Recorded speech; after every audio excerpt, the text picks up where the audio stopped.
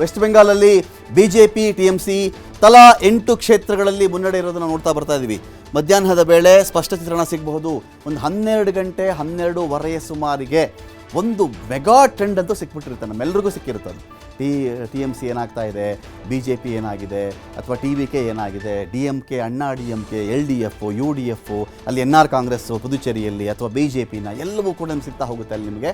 ಪಶ್ಚಿಮ ಬಂಗಾಳದಲ್ಲಿ B J P T M C ಎರಡು ಮೆಗಾ ಫೈಟ್ ನಡೀತಾ ಇದೆ. ಅಲ್ಲಿ ಮಧ್ಯಾಹ್ನದ ವೇಳೆಗೆ ಕ್ಲಿಯರ್ ಪಿಕ್ಚರಲ್ಲಿ ಸಿಗಬಹುದು ಅಂತ.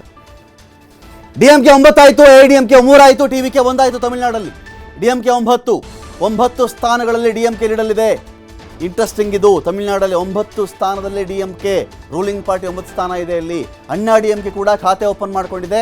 ಲೀಡಿಂಗಲ್ಲಿ ತಮಿಳು ಕುರುಕ್ಷೇತ್ರದ ಅಪ್ಡೇಟ್ ನೀವು TV5ನ ಟಾಪಲ್ಲಿ ನೋಡ್ತಾ ಇದ್ದೀರಿ. ಅಣ್ಣಾ ಡಿ ಎಮ್ ಕೆ 3ರಲ್ಲಿ ಬಂದಿದೆ, ಟಿ ವಿ ಕೆ 1 ಆಯಿತು. ಟಿ ವಿ ಕೆ ಈ ಬಾರಿಯ ಚುನಾವಣೆಯಲ್ಲಿ ಕಿಂಗ್ ಆಗುತ್ತಾ, ಕಿಂಗ್ ಮೇಕರ್ ಆಗುತ್ತಾ, ಟಿ ವಿ ಕೆನೇ ಅಧಿಕಾರಕ್ಕೆ ಬಂದುಬಿಡುತ್ತೆ ಅಂತ ಒಂದು ಎಕ್ಸಿಟ್ ಪೋಲ್ ಹೇಳಿತ್ತು. ವೆಯ್ಟ್ ಮಾಡಬೇಕಾಗುತ್ತೆ ನಾವು. ವೆಸ್ಟ್ ಬೆಂಗಾಲಲ್ಲಿ 8-8 ಟ್ರೆಂಡ್ ಸಾಕ್ತಾ ಇದೆ ಇಲ್ಲಿ ಬಿ ಜೆ ಪಿ ಮತ್ತು ಟಿ ಎಮ್ ಸಿ. ಇತರನಂತ ಗಮನಿಸ್ತಕ್ಕಂಥ ಅವಶ್ಯಕತೆ ಇಲ್ಲ ಅಂತ ನಾನು ಭಾವಿಸಿದ್ದೀನಿ. ವೆಸ್ಟ್ ಬೆಂಗಾಲ್ ಮಟ್ಟಿಗೆ ಟಿ ವಿ ಕೆ 1 ಆಯಿತು, 2ರಲ್ಲಿದ್ದರು, 1ಕ್ಕೆ ಆಯ್ತದು. ಅಣ್ಣಾ ಡಿ ಎಮ್ ಕೆ 3ರಲ್ಲಿ ಬಂದರು. ಅವರು ಕೂಡ ನಂಬರಲ್ಲಿ ಕಾಣಿಸ್ಕೊಳ್ತಾ ಇದ್ದಾರೆ. ಅವರ ಬ್ರಾಕೆಟ್ನಲ್ಲಿದ್ದಂಥ 0 ಜಾಗದಲ್ಲಿ 3 ಅಂತ ನಂಬರಲ್ಲಿ ಫಿಲ್ ಆಗಿದೆ ಇದೀಗ ತಮಿಳುನಾಡಿನ ಮಟ್ಟಿಗೆ. ವೆಸ್ಟ್ ಬೆಂಗಾಲಲ್ಲಿ 8 ಮತ್ತು 8 ಈ ಒಂದು ಸಮಬಲದ ಜಿದ್ದಾಜಿದ್ದಿನ ಸಮರ ನಡೀತಾ ಇದೆ. ಇನ್ನು ಡಿ ಎಮ್ ಕೆ 9 ಆಯಿತು, ಅಣ್ಣಾ ಡಿ ಎಮ್ ಕೆ 3 ಆಯಿತು, ಟಿ ವಿ ಕೆ 1 ಆಯಿತು.